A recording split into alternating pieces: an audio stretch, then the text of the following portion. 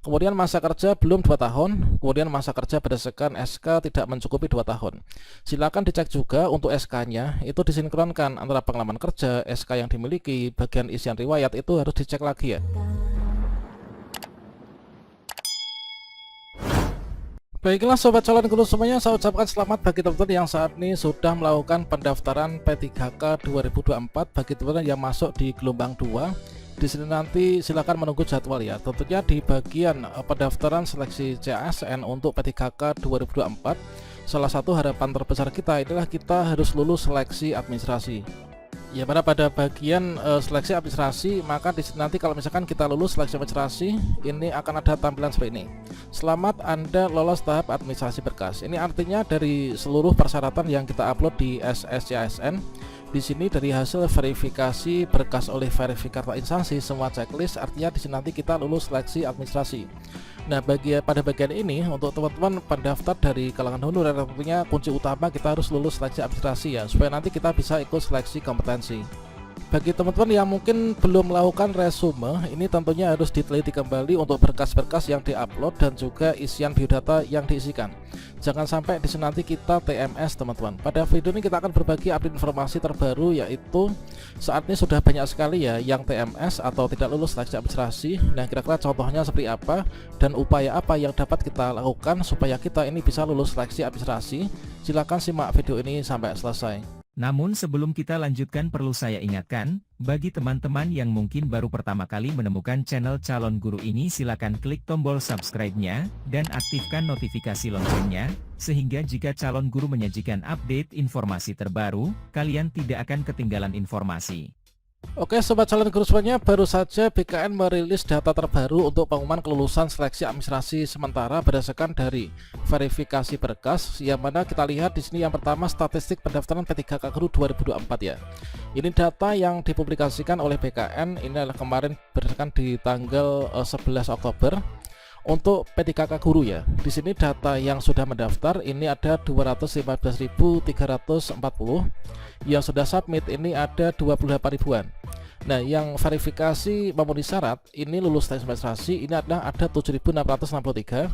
Nah, ternyata di sini sudah banyak banget ya dari teman-teman yang TMS atau tidak lulus seleksi administrasi. Untuk P3K Guru ini ada 633 teman-teman.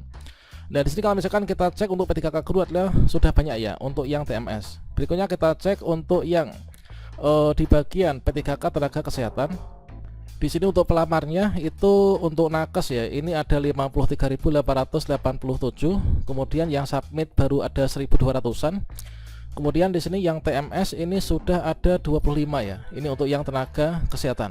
Sedangkan untuk yang P3K tenaga teknis ini lumayan banyak ya yang sudah TMS. Tentunya ini menjadi pelajaran penting untuk teman-teman yang belum melakukan submit atau belum kita tuh mengakhiri proses pendaftaran pada akun SSCASN, supaya nanti apa, yaitu kita itu bisa lebih hati-hati lagi ya, jangan sampai kita itu TMS. Karena untuk tenaga honorer ini nanti kan yang penting lulus seleksi administrasi, kemudian setelah itu ikut seleksi kompetensi. Kalau lulus kita diangkat menjadi P3K, kalau misalkan nggak lulus kita nanti akan diangkat menjadi P3K paruh waktu. Jadi seleksi administrasi tentunya suatu hal yang sangat penting untuk kita upayakan teman-teman. Dan ketika pengumuman hasil seleksi administrasi nanti, di sini nanti akan ada tampilan seperti ini ya, yang tidak memenuhi syarat.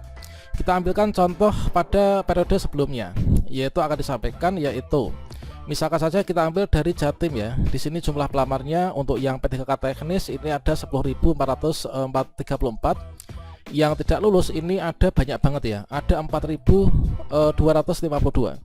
Kemudian untuk P3K tenaga kesehatan ini yang TMS ini ada 594. Kemudian nanti penyebab TMS itu akan disampaikan, yaitu pada bagian bawah teman-teman. Kita pelajari jangan sampai nanti terulang ya di tahun ini teman-teman juga ikut-ikutan TMS. Sebagai bahan pelajaran kita coba ambil dari salah satu pemerintah kota. Nah, misalkan saja di sini teman-teman yang mendapatkan yaitu keterangan tidak memenuhi syarat atau TMS, ini sebagai bahan pembelajaran untuk kita ya. Nanti silahkan dicek untuk data dan juga berkas masing-masing. Misalkan itu kop surat tidak sesuai dengan kop perusahaan yang bertanda tangan, misalkan seperti itu. Surat lamaran tidak sesuai, kemudian ada pengalaman kerja belum 2 tahun, kemudian masa kerja tidak mencukupi 2 tahun, ijazah tidak asli alias fotokopi. Jadi untuk berkas yang diminta itu kan seluruhnya itu adalah berkas yang asli tuh kan, termasuk ijazah, kemudian transkrip dan lain sebagainya. Itu yang asli. Kalau misalkan fotokopian ini dianggap tidak asli dan ini bisa menyebabkan TMS ya. Kemudian tidak ada surat keterangan pengalaman kerja yang diupload ya. Nah ini teman-teman jangan sampai kelewatan ya. Misalkan di instansinya itu mengharuskan untuk mengupload surat pengalaman kerja, kemudian ada SPTJM, itu harus dijadikan satu ya. Tentunya mengacu pada ketentuan di instansi masing-masing. Kalau misalkan kita pernah melihat di salah satu Pemda itulah untuk SPTJM dan juga surat pengalaman kerja itu diupload dalam satu file ya, pada tombol yang sama. Itu silakan dicermati, yaitu pengumuman pada instansi masing-masing. Kemudian juga di sini sebagai contoh ini untuk P3K tenaga teknis ya.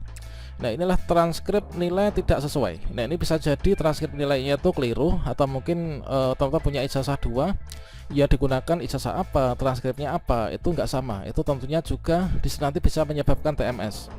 Kemudian masa kerja belum 2 tahun, kemudian masa kerja berdasarkan SK tidak mencukupi 2 tahun.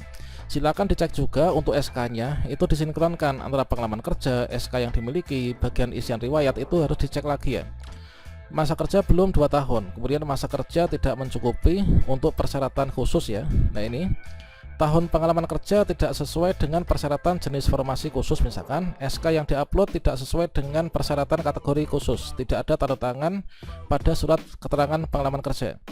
Masa kerja tidak mencukupi 2 tahun, pengalaman kerja tidak sesuai dengan persyaratan pada instansi formasi yang dilamar. Kemudian pengalaman kerja ini belum cukup ya. Nah di sini ternyata banyak banget yang menyebabkan itu adalah terkait tentang pengalaman kerja, kemudian berkas yang tidak asli seperti itu ya. Kemudian untuk contoh yang TMS untuk P3K guru misalkan. Nah di sini ijazah dan transkrip nilai ini tidak asli atau fotokopi. Meskipun fotokopi dilegalisir, ini sangat tidak direkomendasikan ya. Karena yang diminta adalah yang asli, maka yang kita upload itu adalah yang asli juga teman-teman. Kemudian transkrip nilai tidak asli alias fotokopian, kemudian transkrip nilai tidak asli alias fotokopian, kemudian surat lamaran tidak sesuai dengan yang dipersyaratkan. Nah teman-teman harus diperhatikan untuk surat lamaran itu formatnya harus mengacu dari instansi yang dilamar ya, jangan sampai mengambil format dari instansi lainnya.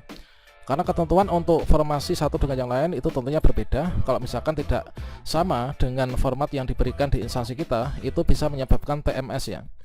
Kemudian transkrip nilai nggak lengkap. Ini biasanya apa? Biasanya adalah transkrip nilai itu terkadang di beberapa perguruan tinggi itu ada yang 2 halaman ya. Ada halaman depan, kemudian halaman yang belakang.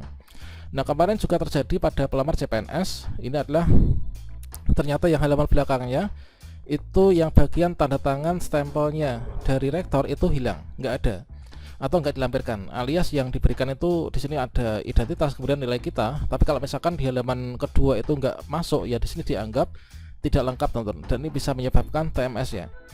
Kemudian transkrip nilai tidak terlampir atau terunggah tidak lengkap ya, ini sama, saya rasa ini dengan yang bawahnya ya.